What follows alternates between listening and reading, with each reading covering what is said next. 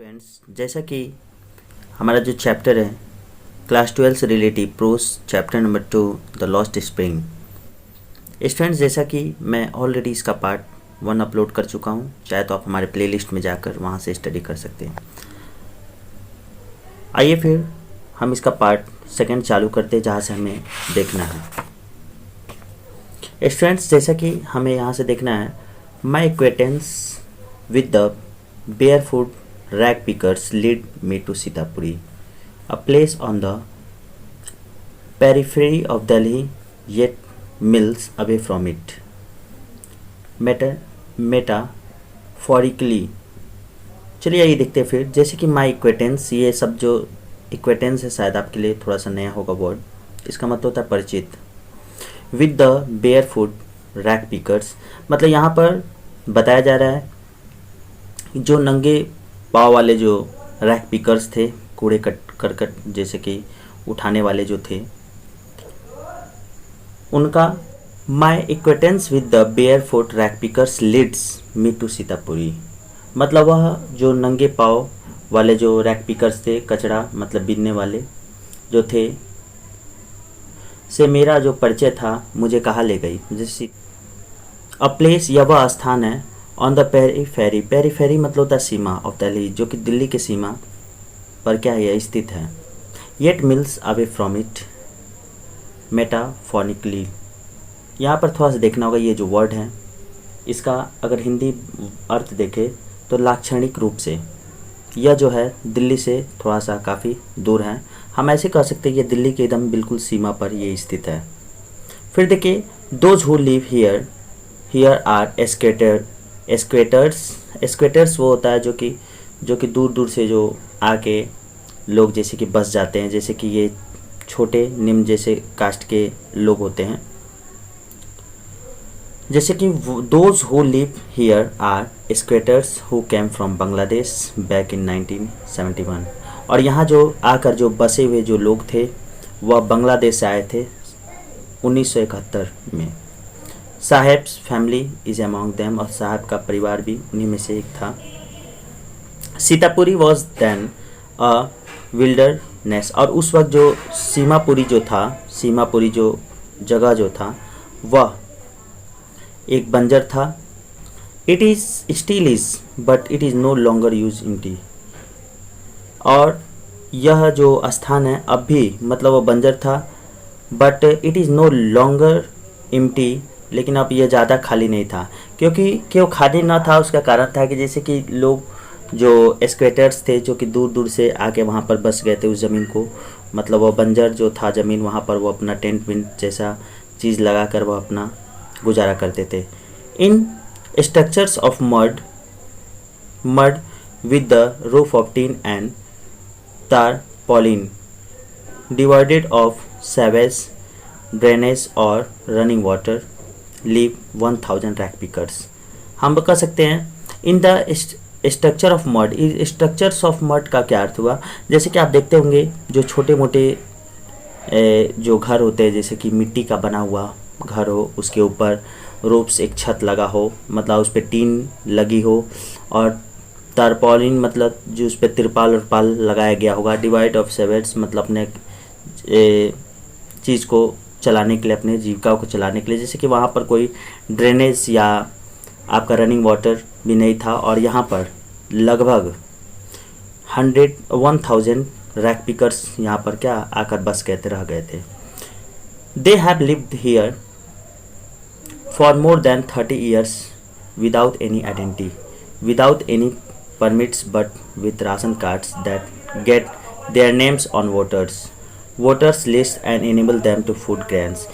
लेकिन यहाँ पर बताया ये जा रहा है they have lived here for more than 30 years, ऐसा बताया जाता है without an identity, और ऐसा बताया जाता है उनके बारे में कि वे बिना जैसे कि आइडेंटिटी के वे वहाँ 30 वर्षों से रह रहे, 30 वर्षों से भी अधिक रह रहे थे, और विदाउट परमिशन, और बिना मतलब परमिशन, बिना मतलब कोई अनुमति के वहाँ रह रहे थे। बट विद राशन कार्ड्स, लेकिन उनके पास जो राशन कार्ड थे दैट गेट देयर नेम्स, उनमें उनका नाम था, एंड वोटर्स, और वो वोट भी दे सकते थे, वोटर लिस्ट में भी थे, and enable them two by grains, और यही चीज़ था जो उन्हें मतलब उन्हें राशन वसन भी चीज़ें मिल जाती थी। Food is more important for survival.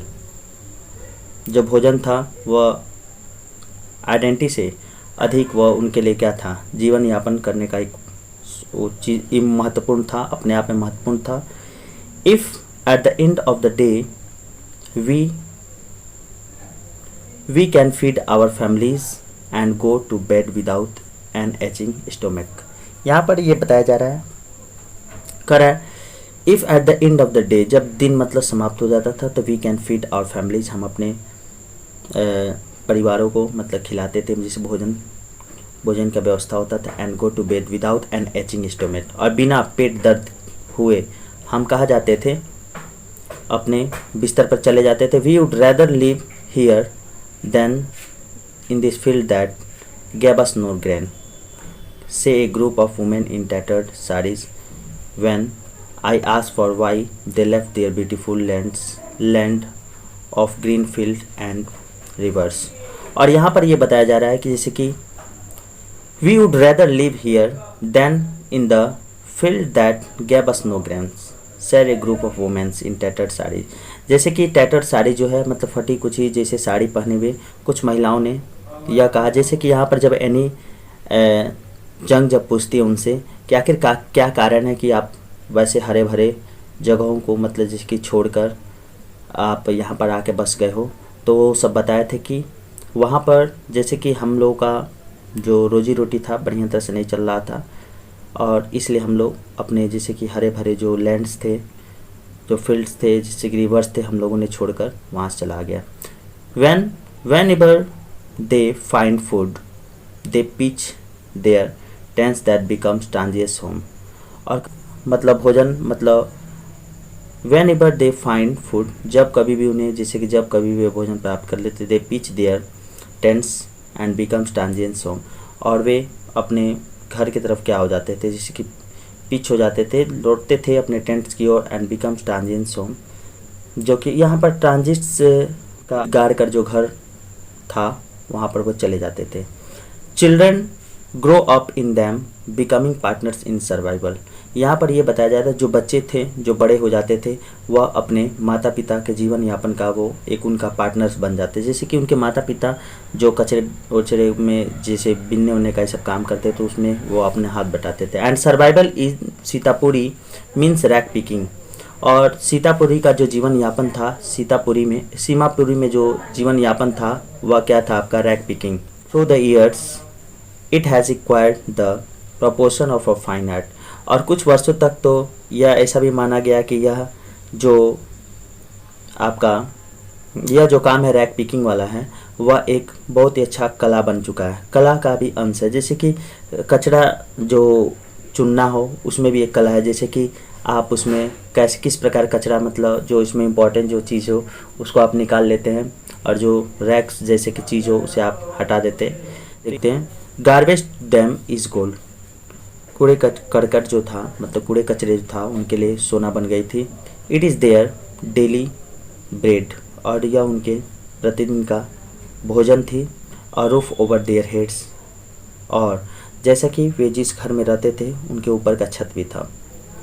Even if it is leaking roof, और यहाँ तक कि चाहे वह टपकता हुआ वह रूफ ही क्यों न छत हो, but for a child it is even more, लेकिन यह एक बच्चे के लिए ये बहुत ही उससे भी अधिक था। आगे देखते फिर। आई समटाइम्स फाइंड अ रूपी इवन अ 10 रुपी नोट, साहब से हिज आइज इज लाइटनिंग अम। पूरे उसका जो साहब जो था वह पूरे मतलब साहब ने कभी कभी वह उन्हें बताता था कि वह कभी 1 रुपये या कभी वह 10 रुपये का नोट भी वह उस कचरे से वह क्या उसे मिल जाती थी।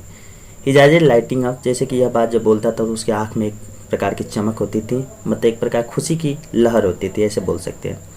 When you can find a silver coin in a heap of garbage, और जब कभी भी आप जैसे कि अगर सिल्वर कॉइन्स अगर उस कूड़े के ढेर में अगर आप पा जाते हैं तो you don't stop scrolling for there in hope in finding more, तो आपको मतलब उस कचरे में और ने कुछ चीज़ ढूंढने की कोई आवश्यकता नहीं होती, अर्थात आप अपना खोजबीन क्या कर देते, स्टॉप कर देते। ये बात सच है कि यदि आप कूड़े अगर मतलब चुनने का, अगर जैसे उसमें बिनने का जैसे काम करते हैं, उसमें कोई कॉस्टली चीज़ मिल जाता है तो आपका तुरंत इरादा बदल जाता है कि अब मुझे जो काम कर रहा है उसको छोड़ देना चाहिए।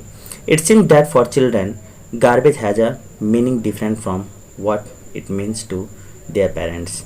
कह इट सीम्स दैट, ऐसा लगता था कि जैसे कि for children garbage has a meaning different, शायद बच्चों के लिए जो गार्बेज जो शब्द था जैसे कि कूड़ा करकट का, इसका कुछ अलग मतलब होगा from what it means to their parents, लेकिन इनके पेरेंट्स के लिए उससे भी कुछ भिन्न ये चीज़ था। For the children it is wrapped in wonder, for their Elder it's mean two of survival. और बच्चों के लिए it is wrapped in wonder, जैसे रैप्ड का यहाँ अर्थ क्या हुआ, जैसे कि बच्चों के लिए ये कह सकते हैं, जैसे रैप्ड का यहाँ पर अर्थ ये भी हो सकता है कि आप कह सकते हैं कि जैसे कोई चीज़ लपेटते हैं, जैसे कि बच्चे जैसे कि उसमें से कूड़ा करकट ये सब मतलब चुनते हैं, तो हो सकता है उनके कपड़ों का भी प्रबंध हो जाता था, जिससे वो उनके लिए आश्चर्य थी। But for Elder it is means of survival, लेकिन जो बड़े बुजुर्ग जो लोग थे वह उनके लिए वह जीवन यापन का चीज़ था। One winter morning I see Saheb standing by the fence gate of the neighbourhood club. और एक सुबह मैं, अर्थात यहाँ पर लेखिका एनी जंक मतलब बोलती हैं, मैंने साहब को एक पड़ोसी के क्लब जो क्लब था वहाँ के गेट पर उसे खड़े हुए देखा। और जैसा कि watching two young man dress in white playing tennis, यहाँ पर लेखक कर रही है कि एक विंटर मॉर्निंग मतलब वह साहब को एक अपने नेबरहुड को के घर जैसे कि के यहाँ पड़ोस में क्लब था, जिसमें वह दो नौजवान सफ़ेद कपड़े पहनकर वह टेनिस खेल रहे थे। खेलते हुए मतलब वह देखी, साहब मतलब देख रहा था, यह बात को मतलब यहाँ लेखक बता रही हैं।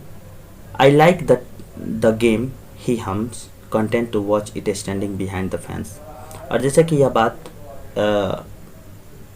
साहब कहता है, मतलब फेंस के मतलब पीछे खड़े हुए उसे देखते हुए पूरे संतुष्ट भाव से कहता है कि हाँ मुझे भी आई लाइक द गेम, मुझे भी खेल पसंद है। Inside when no one is around he admitted the gate keeper let me use the swing.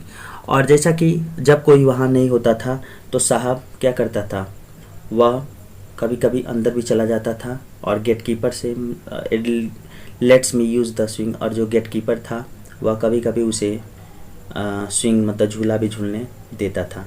साहब two is wearing tennis shoe that look strange over his discoloured shirts and shorts.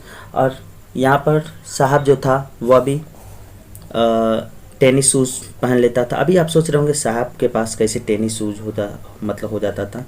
वह उसे किसी ने दिया था जो वो भी रफ था, जैसे कि उसमें थोड़ा सा बिल हो गया था, जैसे कि बिल का मतलब क्या, थोड़ा सा फटा उटा था तो उसे मिल गया था। someone gave them to me he says in the manner and explanation, जैसे कि वह अपने बाद में वह बताया कि वह उसे किसी ने दिया था। the fact that they were discarded shoes of some rich boy who perhaps refused to wear them because of a hole of one of them doesn't bother him। और जैसा कि बताया गया यहाँ पर कि वह उसे एक धनी लड़के के द्वारा दिया गया था, जैसा कि वह उस चीज़ को अपने टेनिस जो शू था उसे क्या कर दिया था, वह रेफ्यूज़ कर दिया था। उसमें एक मतलब बिल था इसलिए, और उसे वह ज़्यादा बॉदर लगता था। For one who has walk bare foot even shoes with the hole of dream comes true. और एक व्यक्ति, एक इंसान जैसा कि जो हमेशा नंगे पाँव रहता है, उसके लिए वह जूता कोई एक सपना, समझो कि उसका एक कोई सपना क्या हो गया, पूर्ण हो गया, सच हो गया हो। But the game he is watching so intently is out of his reach. और जो वह खेल जो वह इस मकसद से देख रहा था वह उसके एकदम बिल्कुल करीब था। जैसे कि करीब का मतलब ये था कि यहाँ पर यह बताया जा रहा है कि जो साहब जो था उस गेम को बहुत ही ध्यान से। This morning Saheb is on the way to the milk booth. और एक सुबह साहब जो था वह दूध वाले के दुकान जा रहा था। In his hand is a steel canister और उसके हाथ में एक स्टील का एक कैन था। I now work in a tea stall down the road he says Poynting the distance. और वह कुछ दूरी पे मतलब जैसे कि साहब जो है हाथ दिखाते हुए कहा कि मैं एक कप टी के शॉप पर क्या करता हूँ, काम करता हूँ। I am paid 800 rupees and all my meals. और उसने जैसे कि बताया था मुझे 800 रुपये मिलता है और भी मुझे भोजन भी। अब यहाँ पर लेके आप पूछती हैं does he like the job I ask. मैंने पूछा था, लेके आप पूछती है यहाँ पर क्या तुम्हें यह मतलब जॉब पसंद करते हो। His face I see has a lost care free look. His face I see has a lost of care free look. और जैसे कि वह लेखा उसके जो चेहरा को देखी थी तो वह देखती है कि उसके चेहरे का जो लुकिंग था एकदम केयर फ्री था, जैसे कि एकदम जैसे कहा जाए हानि न हो, जैसे कि आप कह सकते एकदम निफिक्र था चेहरा। The steel canister sense heavier than the plastic bag he would carry so light over his shoulder. और जैसा कि यहाँ लेखा यह बता रही है the seat canister seems heavier than the plastic bag, कि जैसे कि वह जो कैनिस्टर जैसे जो कैन लिया था, जैसे कि अब चाय के दुकान पे करता था तो वो कैन तो लेना उसके लिए स्वाभाविक था, लेकर ढोना इधर उधर। उसके तुलना में जो प्लास्टिक बैग था वह क्या था, बिल्कुल हल्का था, जो कि वह ही would carry so lightly over his shoulder, जो अपने कंधों पे लेता था उसके तुलना में ये जो कैनिस्टर था वो भारी था। आप कह सकते हैं जो प्लास्टिक बैग जो वो अपने कूड़ा करकट जब उठाते समय जो रखता था तो वह क्या था, हल्का था। दिस बैग वॉज हिज, क्योंकि द बैग वॉज हिज, क्योंकि वह जो बैग रखा रहता था जो उसकी अपनी होती थी जब वह कूड़ा को उठाता था तब, क्योंकि वह बैग उसकी होती थी। The canister belongs to the man who own the tea shop. और ये जो कैनिस्टर था वह उस व्यक्ति की होती थी जिसका वह टी मतलब चाय का क्या था, दुकान होता था। Saheb is no longer his own master. और यहाँ बताया जा रहा है, लेखिका बता रही थी कि साहब जो था अब वह अपने खुद का मालिक नहीं था, वह अब किसी के अंडर काम करता था, स्वाभाविक है वह एक नौकर बन चुका था। सो फ्रेंड्स स्टूडेंट्स, जैसे कि आपको मैं बता दूं अब नेक्स्ट पार्ट इसके नेक्स्ट वीडियो में आपको मिलेगा I want to drive a car. इसमें कैरेक्टर मुकेश मिलेगा, जैसे कि आपने वहाँ देखा साहब, यहाँ पर मुकेश देखेंगे। So students thanks.